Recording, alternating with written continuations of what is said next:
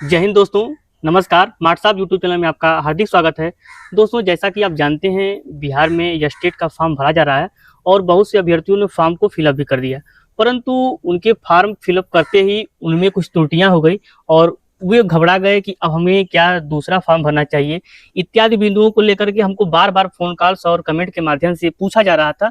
तो इसी को लेकर के मैं नवीन सर से चर्चा किया और मैंने अपने चैनल पर नवीन सर को आमंत्रित किया, जो आपके सारे क्वेश्चंस के जवाब दे देंगे, जिनके पास काफ़ी अनुभव है, जिनके संपर्क में बहुत सारे स्टेट के अभ्यर्थी भी हैं, जी जो पिछली बार स्टेट का आवेदन किए थे और उनका अनुभव लेकर के आपको बताएंगे क्या आपके फॉर्म रिजेक्ट हो सकते हैं या आपको दूसरे फॉर्म भरने की जरूरत है या नहीं, इत्यादि जो भी प्रश्न है आपके सभी प्रश्नों के जवाब मिलेंगे। आपका हार्दिक स्वागत है सर। धन्यवाद।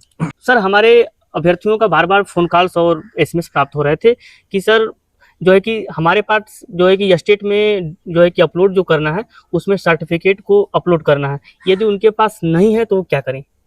जी देखिए, ऐसा है कि अगर सर्टिफिकेट नहीं है तो उसके लिए कोई चिंता करने की आवश्यकता नहीं है। हालांकि नोटिफिकेशन के अनुसार सर्टिफिकेट की मांग तो जरूर कर रहा है, लेकिन यदि आपके पास सर्टिफिकेट वर्तमान में नहीं है तो उस कॉलम में आप अपने मार्कशीट को अपलोड कर सकते हैं।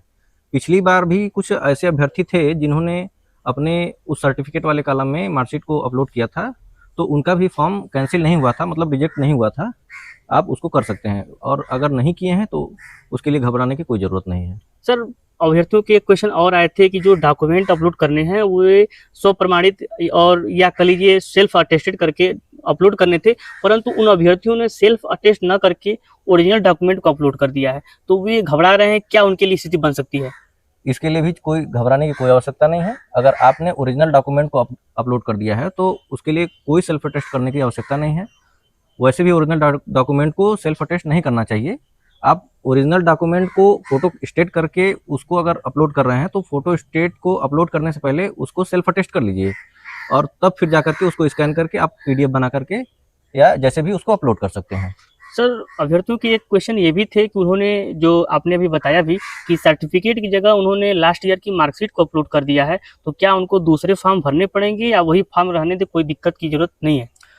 अगर ऐसा कर दिए हैं तो इसके लिए भी कोई घबराने की जरूरत नहीं है। आप दूसरा फॉर्म भरेंगे फिर आपका पहला फॉर्म कैंसिल हो जाएगा। ऐसा भी देखा गया है कि पिछली बार के परीक्षाओं में कुछ साथियों ने ऐसा किया था, लेकिन उनका फॉर्म रिजेक्ट नहीं हुआ था। तो आप इसके लिए बिल्कुल निश्चिंत रहें। सर, क्या स्टेट नोटिफिकेशन के अनुसार डिग्री या प्रोविजनल डिग्री कंपलसरी है या मार्कशीट भी सपोर्टिंग में चल सकता है? वैसे नोटिफिकेशन को देखा जाए तो डिग्री की आवश्यकता तो है। अगर डिग्री नहीं है तो उस स्थिति में आप अपने प्रोविजनल सर्टिफिकेट को अपलोड कर सकते हैं, या प्रोविजनल डिग्री अगर आपके पास है तो उसको अपलोड कर सकते हैं। अगर वह भी नहीं है तो उस स्थिति में आप अपने मार्कशीट को ही अपलोड कर सकते हैं उस कॉलम में। सर, कुछ कमेंट ऐसे भी हमको प्राप्त हुए जिनमें अभ्यर्थियों ने बताया कि उनके मार्कशीट पर रोल नंबर है ही नहीं और इनरोलमेंट नंबर इत्यादि नंबर है, लेकिन मार्कशीट जो है कि रोल नंबर नहीं है, तो वे क्या करें? अगर आपके मार्कशीट में रोल नंबर की जगह एनरोलमेंट नंबर दिया है तो आप एनरोलमेंट नंबर ही वहाँ पे लिखेंगे। आप कोई अपने तरफ से कुछ भी नहीं लिखेंगे। अगर आपके मार्कशीट में एनरोलमेंट नंबर दिया है तो बस वही लिखें। इसके लिए कोई चिंता करने की जरूरत नहीं है। सर, क्या जो है कि अभ्यर्थियों के एक क्वेश्चन ये भी थे कि जो स्टेट के परीक्षा फॉर्म भर रहे हैं वो, तो उनमें वे ऑनर्स के नंबर भरें या टोटल नंबर भरें, इसको लेकर के बहुत सारे अभ्यर्थियों में कंफ्यूजन की स्थिति अभी बनी हुई है। देखिए, यह बहुत महत्वपूर्ण प्रश्न है। आप ऑनर्स के विषयों का नंबर ही उसमें फिल करेंगे या तीनों वर्षों के नंबर को जोड़ करके उसमें भरा जाएगा? तो इसके लिए यह कहा जाएगा कि आप जो ग्रेजुएशन में आपके तीनों वर्षों का जितना नंबर जोड़ योग होता है, आप उसको ही प्राप्तांक में लिखेंगे, और जितना पूर्णांक है उसको जोड़ करके पूर्णांक में लिखेंगे। सर, जो बच्चे जो है कि स्टेट का फॉर्म भर दिए हैं, यदि उनके फॉर्म में कोई भी त्रुटि रह गई है तो क्या उनको एडिट का ऑप्शन खुल सकता है अभी कि नहीं? अभी तो एडिट के ऑप्शन के लिए कोई शासन या प्रशासन द्वारा कोई ऐसा निर्देश जारी नहीं किया गया है, लेकिन पिछली बार देखा गया है कि कुछ दिनों के लिए एडिट का ऑप्शन खुला हुआ था। एडिट विंडो खुली हुई थी जिसके माध्यम से छात्रों ने अपने कुछ गलतियों को सुधार किया था उस एडिट के ऑप्शन के माध्यम से। तो अभी तो फिलहाल नहीं है, भविष्य में हो सकता है हो, लेकिन अगर कोई छोटी मोटी त्रुटि हो गई हो तो उसके लिए घबराने की जरूरत नहीं है। आप नया रजिस्ट्रेशन करने की भी कोई आवश्यकता नहीं है आपको। सर, किन किन परिस्थितियों में अभ्यर्थियों को नया रजिस्ट्रेशन करना होगा, क्योंकि बहुत सारे अभ्यर्थी की यही क्वेश्चंस हैं कि सर क्या मैं नया रजिस्ट्रेशन कर दूं तो पुराना वाला निरस्त हो जाएगा या वही दोनों मान्य रहेगा, इसमें वो भी दुविधा की स्थिति में फंसे हुए हैं।